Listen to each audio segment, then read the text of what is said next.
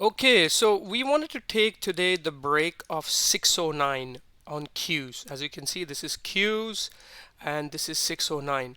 Now, what we were looking for is um, what I can actually start to do is do a replay. So you can see that from here in the replay, right there, what was happening is there's a previous low day at 609.31, pre-market low at 609.50, and then there's a 609 right here.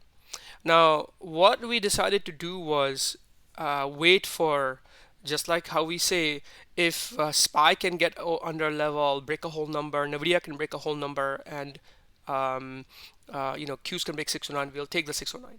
However, you see that the previous low there is in the 609.30s. Okay, what if we have always said if if there's momentum, don't worry about the overextension. If there's momentum and it pushes right back down again, passing the previous lower day, SPY breaks the whole number, take the trade. Okay, because this is also a level and it's pretty close. Now, so here's what we do. We're going to play the replay and see what happens, right? And as soon as this happens, you see it gives a reaction. So now the reaction is at 80. So from 80 to 30 is just 50, right? So it gave a nice little reaction, and now it goes red, so green to red, and it starts to fall, right? And as soon as it starts to green to red, it falls, boom, right here, right? It went green to red, pushed right back down, went through pre-market low. Okay, we're still not going to get in because it can touch previous low and bounce right back up high. But then it starts to go below previous low high break to a 30, 31, 32, and you should be in these somewhere up here. 24, put the level up at 25, and see if it breaks. Yes, there is 609. 609 is the area, but we get in as soon as the previous lower day breaks at 609.31. This happened at 9:33 a.m. What do you think is the correlation? Okay, well, SPY needs to break a whole number at the very least or a level. Look at 633, SPY 930, 931, 932. SPY gives a huge green retracement back and green candle at 671 whole number and goes red to green, breaks that 671 with aggression and continues to go right back down again. This is the low of the day, breaks to aggression and comes right back down again. Yes, there is pre-market low at 609.70s. I see that, but Qs has already broken this 609.31 right at that stage. If it's falling with aggression and you're gonna try to take it, because then to go back up is a huge pain, right? Because there's two levels of resistance up here. If it can go back down here, SPY's breaking down below 671 with a red to green push below lower days 671 racing towards this level. There's a good chance that, yeah, I might pull back a little bit, but then how much more, right? Take a look, right? And then the next level went, just like that, and it gave us, it broke 609. We didn't get in because it was already too late to retrace, right? We didn't get in, but even if we had gotten in here, it still gave us like a 40, 50 pips before it actually trying to retrace back. What Jeff was saying is, hey, he wanted to see if it retraced up, like as you can see, SPY retracing back up a little bit, going green and again going to red at that 934 candle. What Jeff wanted to see is, yeah, there's two levels of resistance above this where it stops. So he's like, okay, if it goes back above red to green, if it goes back above here 31, 32, gets stuck at the 40s, 50s and starts to rush back, then he'll get in and then he's going to take this trade low. But we could have gotten in here right away, right?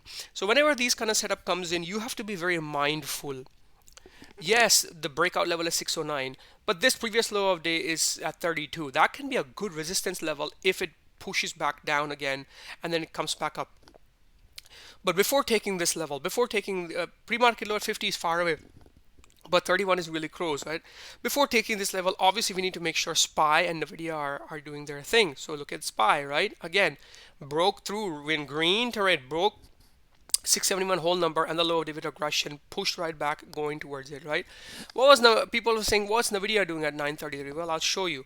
What is NVIDIA doing at 933 is this. See, 930, 31, and then this is 32. Pushed right back down with aggression, comes back down, and look and be lo and behold, 933 breaks the low of day right here. Breaks pre-market low 933, breaks the low of day with aggression. So the Nvidia is falling 933 with the low of aggression. SPY's breaking green to red, breaking this whole number 671, and Qs are now going red to green with gusto, maybe breaking 50s, 40s, 30s, and you should be in these already. Because even if it pulls back, all those other tickers are moving lower. Correlation is there. Put a stop loss above this 50 because it can come back up again, and then we'll ride this down here, right? Now Lander said that the same issue also exists up north at 613. That was his plan as well. So now you see 613.72, 612.55. If I see a huge red to green, especially if there is no resistance, in this case there was also no 80-cent move, it was just like, 82 cents, and it came back down, right?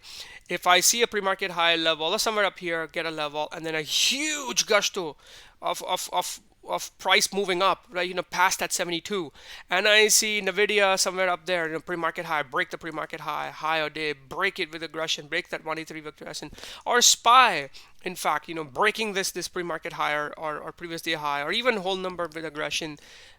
You should think about taking these trades earlier. That's what anticipation is.